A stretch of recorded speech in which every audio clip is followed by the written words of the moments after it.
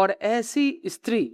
जिसने देश की बागडोर को संभाला, और न सिर्फ संभाला बल्कि भारत को भारतीय परंपरा और चिंतन के अनुरूप, भारत की शक्ति के अनुरूप, अपने स्थापत्य कला के नमूनों के अनुरूप इस देश को गढ़ा और एकात्मकता की स्थापना की उन्होंने। और उनका जो अपना विस्तार है, देश के प्रति प्रेम का जो भाव है, देश को जो जोड़ने की जो सातत्यता है, जो धर्म के आचरण के अनुसार देश को गढ़ने की शासन कला के की जो बातें वह रखती हैं, और देश की जो सांस्कृतिक विरासत है उसको गढ़ने की और उसे बचाने की, उसको संरक्षित करने की जो वह योजना करती हैं, यह अपने आप में बहुत ही महत्वपूर्ण है। कि आज हम लोग इको फेमिनिज्म और न जाने किस किस तरह के फेमिनिज्म की बातें कर रहे हैं। ऐसे में देवी अहिल्याबाई होलकर के यदि हम जीवन को देखेंगे तो आप देखेंगे कि लोगों को, कारीगरों को, कलाओं को बचाने के लिए जिस प्रकार से माहेश्वरी सिल्क का